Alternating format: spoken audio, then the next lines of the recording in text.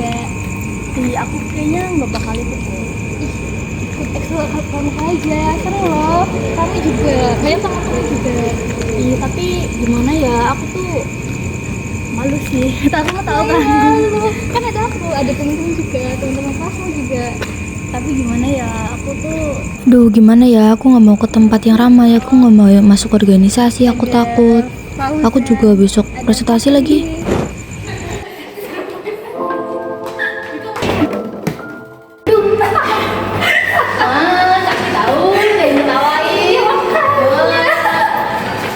Anggi, dibilangin dari tadi nggak dengerin. Pengen mendekat bisa gitu. Kecil ngeyel dibilangin sakit gitu rasanya nangis. Bener tuh mamanya Talia. Anggi dibilangin nggak ngatur, nggak bisa dibilangin tuh. Bener tuh. Capek sebenarnya didik anak kayak gini ngeyel. Salin aja, emang bener dia yang salah. Apain coba?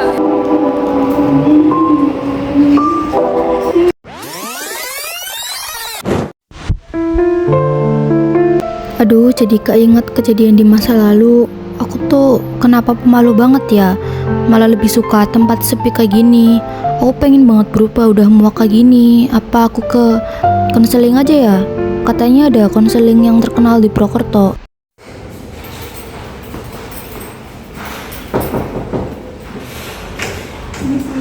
Waalaikumsalam, silakan masuk Mbak.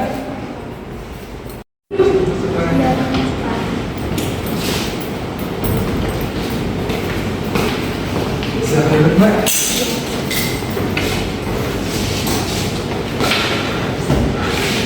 Gimana Mbak, posisinya sudah nyaman? Iya Pak.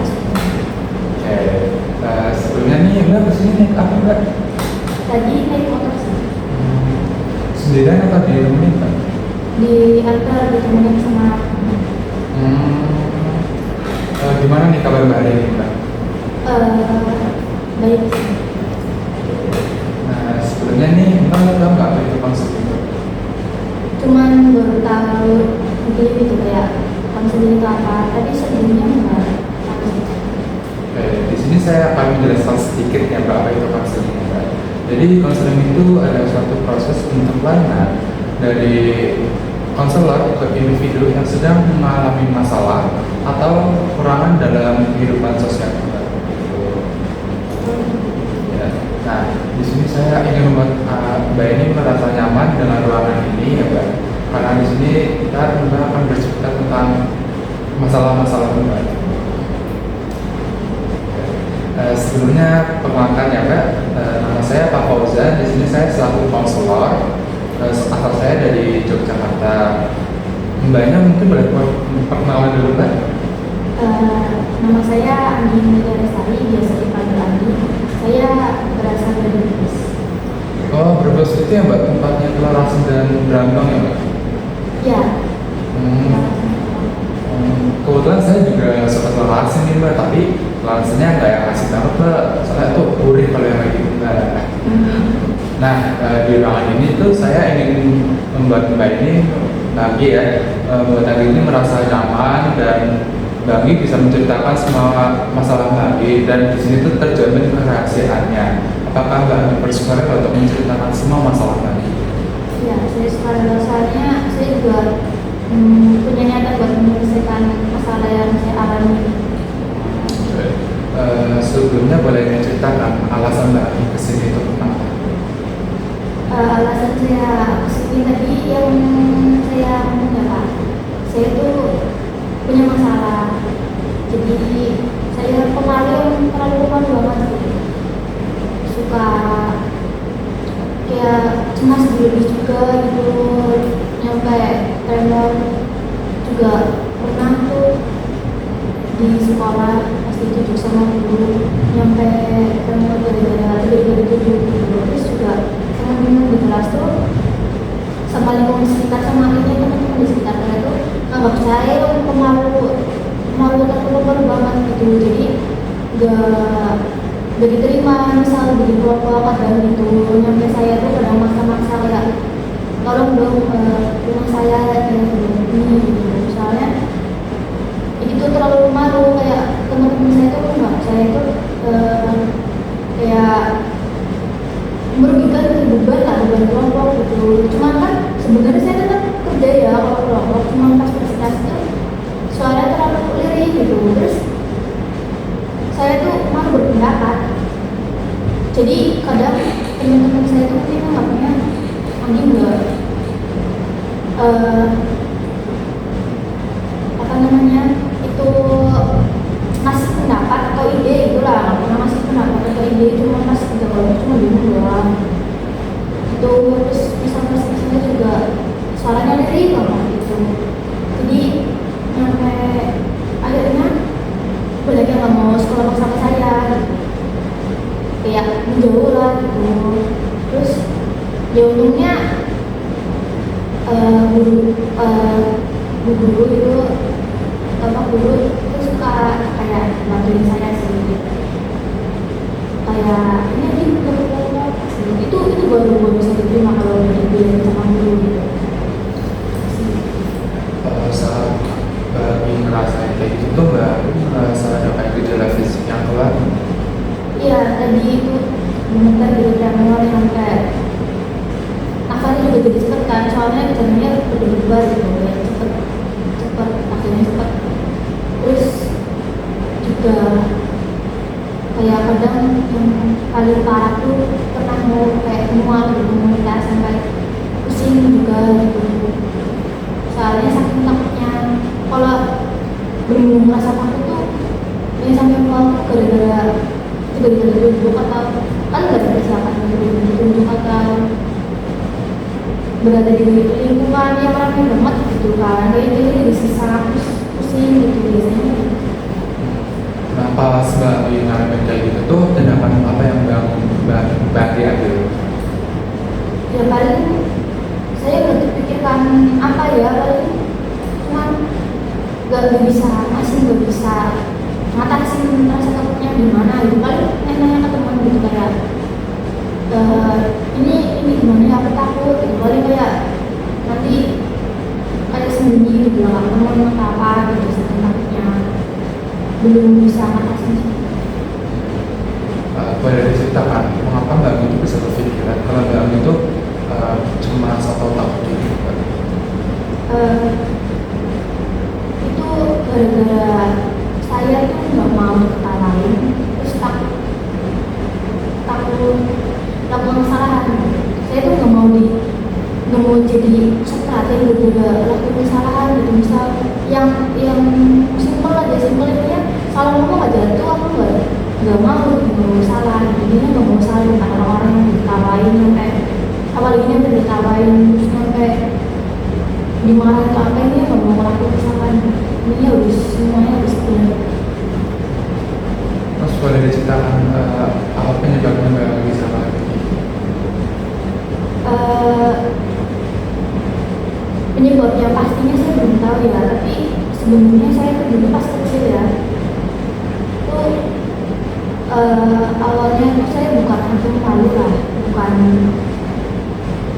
anak yang suka di rumah terus ibaratnya gitu, kayak bisa ya kayak biasa gitu. Tapi setelah kejadian ini ya yang menurut saya buat saya berubah gitu, buat saya jadi takut gitu, itu kejadian ini sih. Dulu tuh pernah ada acara keluarga gitu kayak syukuran kan. Jadi kan syukuran di rumah saya itu kan bikin jamuan gitu lah, kayak jajan apa kan di kata-kata gitu. Terus biasanya kan emang duduknya di bawah gitu. Nah di situ tuh kan kami juga anak kecil ya, saya pas itu lari-lari sama teman saya, terus gak sengaja tuh nendang jajanan gitu, nendang sampai jatuh gitu. Terus akhirnya jajanannya udah dibikin sampai capek gitu kan, keinjak terus ketendang gitu. Terus langsung dimarahin sama mama saya gitu, dibentak gitu, bilang kamu ini jangan, nah kalau singkat saya ya, soalnya kan ini udah lama gitu, ini dibentak dibilangin kamu ini harusnya duduk aja gitu, duduk manis aja, gak usah lari-larian gitu, dasar kamu ini anak nakal lagi gitu, sampai jadi jewer sih telinganya gitu. Menurut saya itu mungkin respon yang biasa dilakuin orang tua ya, kayak marahin anaknya gitu kan, pas anaknya nakal. Cuman entah kenapa mungkin saya terlalu sensitif atau baperan gitu ya orang juga bilang gitu sih, kayak aku terlalu sensitif gitu kan. Jadi ya saya bahasa sekarang yang mental lah gitu, itu dibentak akhirnya nangis juga kan dijewer, terus juga ditambah orang lain, paman saya juga marahin saya gitu, bentak juga, saya dibentak sama 2 orang gitu, terus juga diketawain gitu kan sama sepupu saya yang usianya pas itu masih 9, terus kayak yakinin ya iya sih ini bisa nakal gitu. Terus ya kan setelah itu, setelah kejadian itu intinya kalau ada acara atau apa gitu yang rame-rame gitu lah, misal ada banyak orang gitu, saya jadi takut intinya, takut ngelakuin hal yang segitu. Tapi kalau misalnya gini, entah kenapa kalau misal sepi gitu cuman berdua atau ya berdua ya kayak gini itu masih bisa. Berarti Mbak itu mengalami trauma ya Mbak akibat berlakunya masalah itu. Kalau Mbak itu cemas atau takut melakukan kesalahan dan itu bisa mengakibatkan Mbak malu. Sebenarnya Mbak melakukan kesalahan itu hal yang wajar dan ketakutan itu hal yang wajar Mbak. Iya, tapi gimana ya, aku tuh pasti bayanginnya tuh sebelum aku ke ruangan yang ramai atau lingkungan yang ramai itu aku udah kepikiran gitu loh, udah bayangin nanti kalau aku misal kepleset atau apa gitu, intinya bayangin yang nggak pasti jadi gitu, kayak mungkin kepleset kan nggak selalu pasti kepleset gitu kan, tapi pasti saya kayak mikirnya nanti kalau aku kesini aku kepleset ya atau ngomongnya salah apa gitu, langsung banyak banget pikiran negatif gitu lah, kayak ini takut lah, tapi sebenarnya belum terjadi sih, tapi ya ini saya takut ngelakuin kesalahan, saya nggak mau dimarahin, saya nggak mau dijudge. Mbak tahu nggak Mbak, kalau orang profesional, bahkan saya aja nih ya Mbak, pernah melakukan kesalahan dan itu hal yang wajar Mbak melakukan kesalahan itu Mbak. Tapi gimana ya Pak, soalnya ini saya takut aja gitu, kayak pikiran negatif itu bisa keluar gitu. Iya Mbak, tentang tokoh-tokoh yang terdahulu nih, misalnya Albert Einstein atau siapapun itu, bahkan pernah gagal berkali-kali Mbak saat melakukan hal-hal itu Mbak. Ini agak solusi dari saya untuk membanding Mbak itu harus mengubah pikiran negatif ke yang lebih positif. Mungkin dengan caranya, misalnya Mbak di tempat yang ramai, Mbak harus mengubah pikiran negatif yang punya Mbak merasa salah-salah terus, diubah ke positif. Ya mungkin bisa kayak nggak apa-apa salah. Jadi salah itu wajar Mbak sebenarnya. Berarti kalau saya lakuin kesalahan apa Wajar, tapi ya salah juga ada batasnya Mbak. Tapi kalau salah yang misalnya umum itu nggak apa-apa Mbak, wajar. Salah dan orang tuh sebenarnya tuh juga beramatan dengan orang lain Mbak, karena orang itu juga sifatnya individualis gitu Mbak. Jadi mungkin kalau Mbak melakukan apa-apa juga orang nggak mikir melakukan apa juga Mbak, apa yang Mbak lakuin gitu Mbak. Jadi kalau saya kayak masalah ngomong apa itu orang ngomong. Iya, karena orang sifatnya ya beramatan juga Mbak, salah satu dari sifat orang itu. Jadi misalnya kalau mereka itu tertawa, mereka juga bahkan hanya sementara doang Mbak, karena mereka tuh juga sibuk dengan urusannya sendiri-sendiri gitu Mbak. Ya, jadi ya kurangin berpikir negatif ya Mbak, karena merasa baik buat Mbak dan masa depan Mbak mungkin juga Mbak bisa berkembang karena Mbak selalu berpikir negatif terus Mbak. Pak, kadang tuh misalnya lagi kumpul gitu ya, terus nanti ada salah satu yang membahas gitu ya, jika kamu pernah kan ya terus presentasi nyampe bukan ngecat ya, bicara sama guru, terus itu ngomongnya salah gitu, terus itu kayak ini dibahas-bahas terus sampai ditawain lagi gitu kan, itu gimana? Mbak itu cukup beramatan saja Mbak.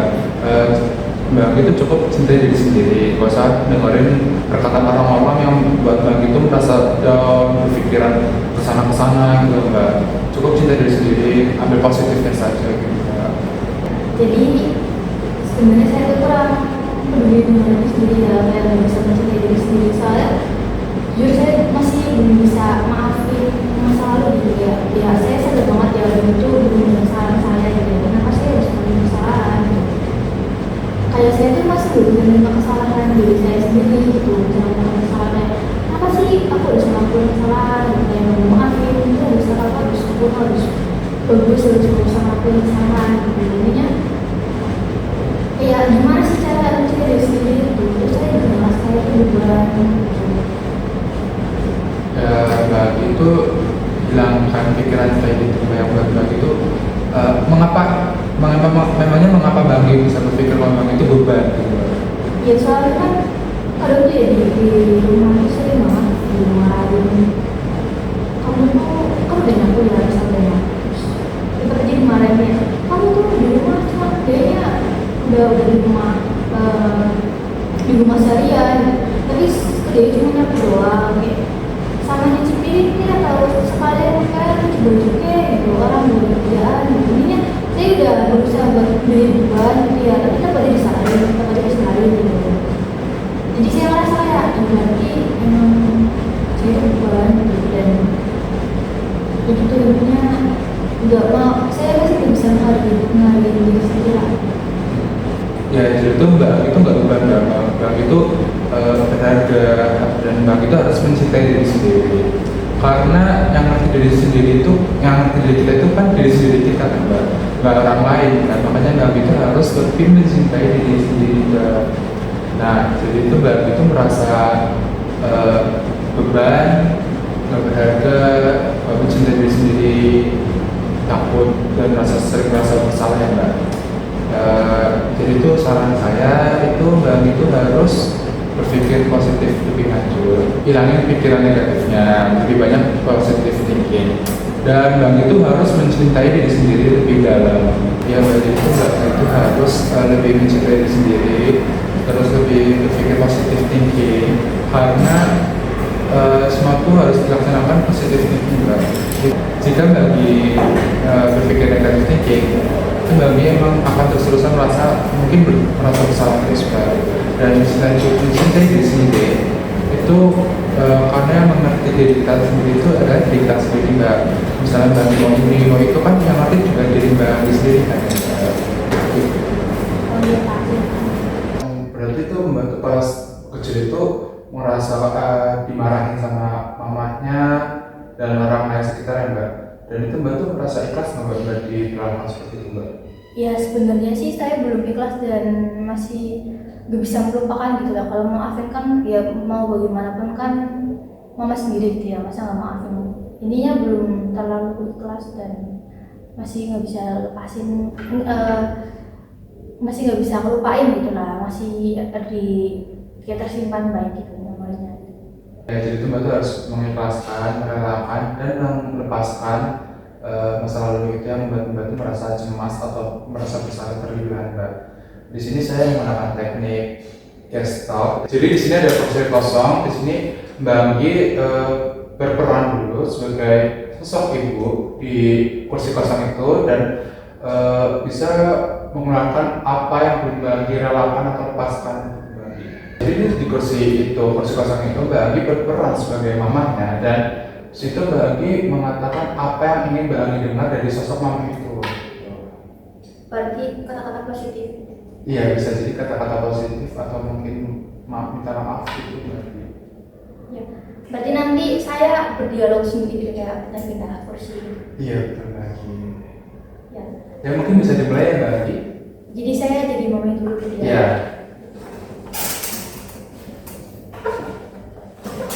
Anggi maafin mama ya, dulu pernah marahin Anggi nyampe mentang-mentang kan ngecewek, dan itu mama menyesal banget sih, udah ngomong kayak gitu. Intinya mama minta maaf, mama berharap Anggi itu bisa ikhlas, bisa maafin mama gitu ya. Mama bangga kok punya anak kayak Anggi. Mama nggak pernah ngomong Anggi beban. Mama bangga punya anak kayak Anggi. Jangan pernah merendahkan diri sendiri ya. Terus gak apa-apa aku lagi ngakuin kesalahan kok. Semua orang kan wajar ya kalau ngelakuin kesalahan itu. Mama tuh kemarin aja cuman biar Anggi tuh nggak nakal aja gitu. Jangan terlalu dimasukin ke, jangan terlalu diingat lah, jangan terlalu dimasukin ke hati. Jadi intinya mama ya udah pernah marahin Anggi gitu. Ke bapak kok wajar kalau lagi ngelakuin kesalahan, intinya ya mau bagaimanapun kan dia tetap anaknya mama gitu, jadi tetap sayang gitu. Gimana Bagi sudah? Kalau jika Bagi sudah, Bagi bisa kembali ke kursi ini. Dan Bagi mungkin merespon apa yang tadi Mama yang Bagi perankan sebagai Mama. Ya aku paham, aku lebih nanti bakal ikhlas, lebih maafin mama dan gak bakal dimasukin ke hati, gak bakal diingat terus, lebih ikhlas. Jadi gimana Bagi setelah Mama metode tadi Bagi? Ya rasanya lebih lega sih, jadi nggak terlalu berpikir negatif lagi gitu setelah tadi. Mungkin itu kata-kata positif yang saya butuhkan ya. Jadi di dalam otak saya, pikiran saya jadinya lebih, pikiran negatifnya jadi tersingkirkan dan lebih ikhlas gitu. Jadi setelah Bagi tadi melakukan metode itu, Bagi sudah merasa ikhlas gitu ya Bagi? Iya, lumayan merasa ikhlas. Oke, begitu cukup ya untuk hari ini ya, karena waktu kita juga sudah habis. Jadi gimana nih Bagi setelah melakukan sesi konseling ini Bagi? Ya, saya jadi paham kalau lakuin kesalahan itu wajar, terus harus bisa maafin diri sendiri, harus bisa sayang diri sendiri, harus bisa intinya menerima apa kekurangan diri sendiri lah gitu, kayak wajar merasa salah. Saya juga sadar sih saya harus berubah, jadi saya harus lakuin ini semua, nggak boleh berpikir terlalu negatif lagi. Oke, betul ya Bagi, karena jika kita terus berpikir negatif, kita akan susah untuk berkembang di kehidupan yang sesuatu ini, dan kita harus mencintai diri kita sendiri Bagi gitu. Oke Bagi, karena sudah selesai dan karena Bagi sudah merasa lebih ikhlas, lebih baik, jadi ya karena sudah selesai ya acara bahasa ini, mungkin dari saya begitu. Wassalamualaikum warahmatullahi wabarakatuh. Waalaikumsalam warahmatullahi wabarakatuh. Terima kasih Pak. Ya, sama-sama.